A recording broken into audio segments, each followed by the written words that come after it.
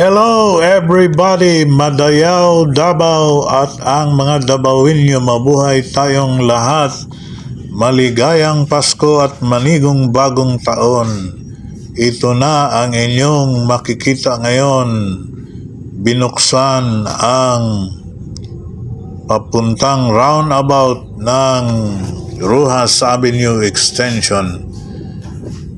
Bagamat ito ay 2 lanes pa lamang, ang importante ay ito ay magagamit na at tayong mga motorista ay hindi nalulugi ng milyon-milyon kada araw sa mahigpit at usad pagong na trapiko, lalo na ngayon ay dumadami ang mga sasakyan sa Davao. Isipin mo, noong mga more than 10 years ago, ang City Traffic Management Office ay nagsabi na nadagdagan ng 50,000 cars dito sa buong Davao City kapag may mga okasyong ganito. At yun ay more than 10 years, 15 years ago. Ilan na kaya ngayon ang nadagdag sa buong Davao City?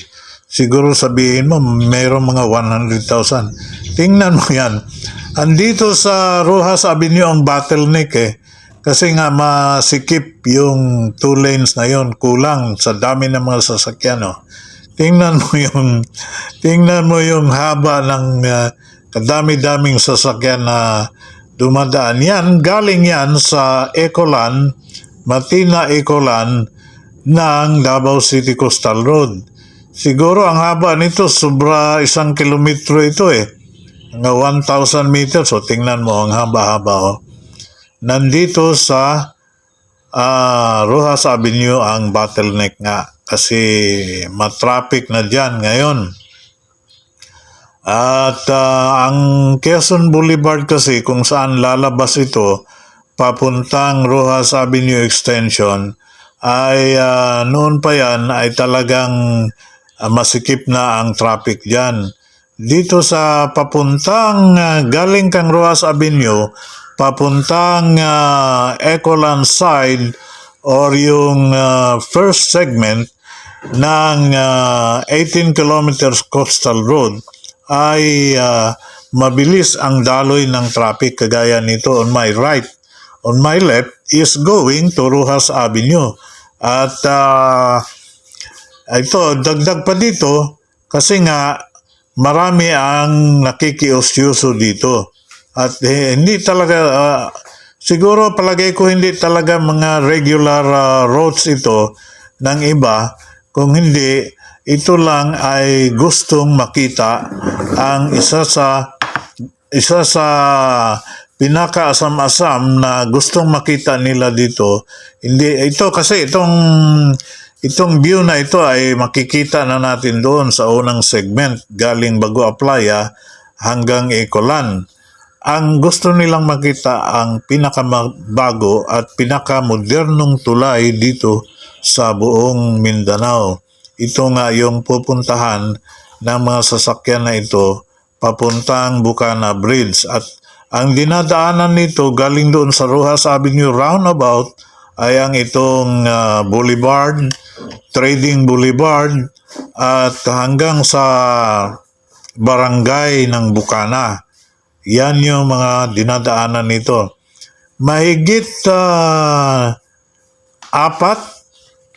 o hanggang 5 kilometro, hindi natin na-record yung odometer, pero sa biyahe natin na 40 kph or 40 kilometers per hour ay umabot tayo ng 8 minutes and 11 seconds bago natin narating yung pangalawang roundabout or kung galing kang Bago Playa ay yung unang roundabout at itong sa Rojas Avenue nga ang pangalawang roundabout. 8 minutes ang biyahe na yan galing doon from end to end Rojas Avenue roundabout to the Ecolan Matina roundabout doon papuntang Times Beach kung tawagin.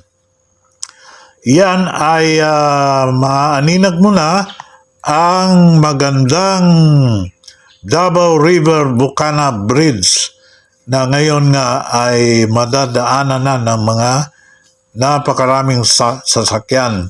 Ang estimate nga dito ay aabot sa 35,000 vehicles.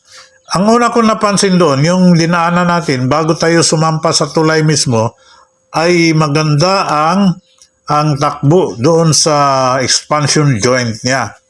Walang kalampag.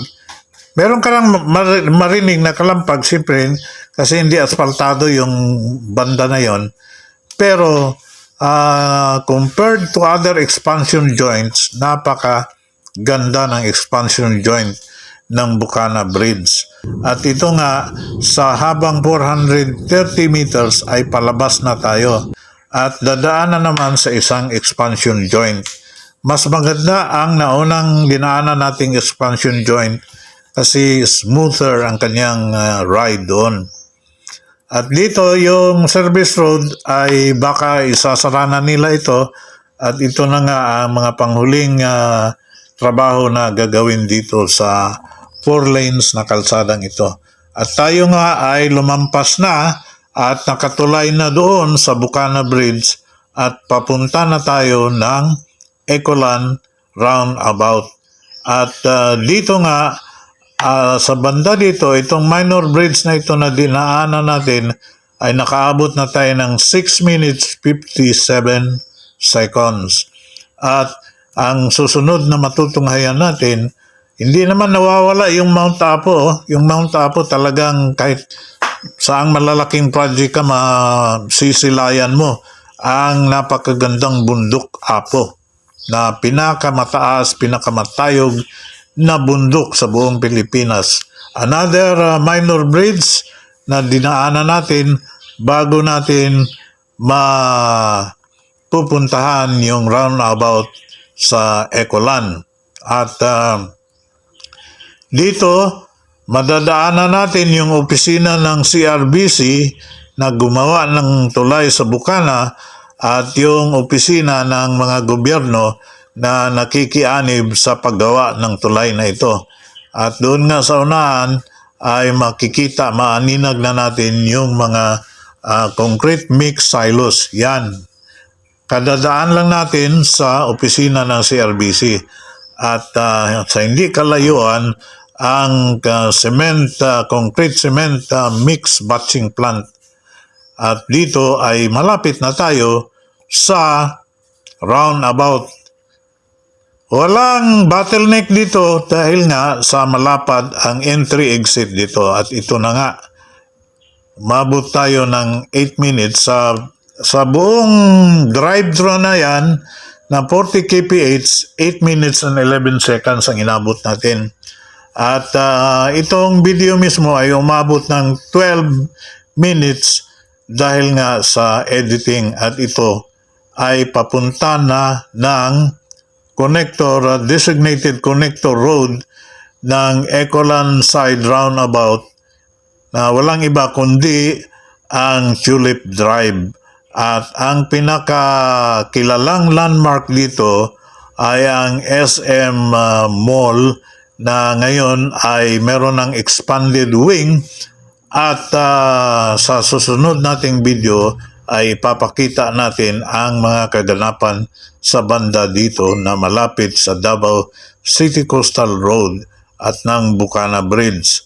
So, mga kaibigan, maraming salamat sa patuloy ninyong pakikinig at sa mga viewers natin sa ating mga video upload. Muli, ito si Romy Sabaldan at ako ay nagpapasalamat at bumabati sa lahat ng isang magandang araw at sana ang pagpapala ng Panginoong Diyos ay nasa sa atin, sa ating buong pamilya at ng buong darating na bagong taon na 2026. Maraming salamat uli at itong nakikita ninyo ngayon ay review na ng ating drive-thru. So, hanggang sa muli, maraming salamat. Maligayang Pasko sa lahat at ng buong pamilyang Dabawinyo at ng buong pamilyang Pilipino, at sana ang pagpapala ng ating Panginoong Hesukristo, ang ating Ama sa Langit, ay mapapasa atin sa buong buhay natin. Hanggang sa muli, Romy Sabaldan uli, at kita-kits!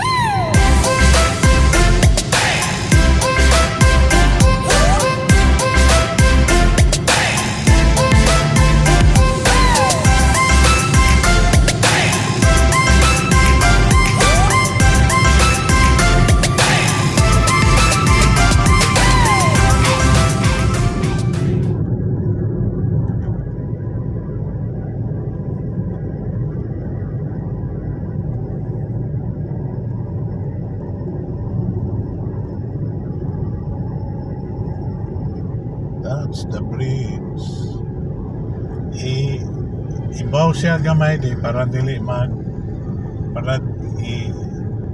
mabaw siya gamay para dili backlighted ang kuha nimo. That's the Bucana Bridge on Mount Apo. Ganda ng tulay, no?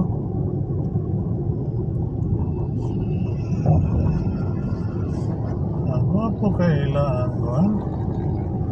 po kailang expansion joint. Dili ka mauntol.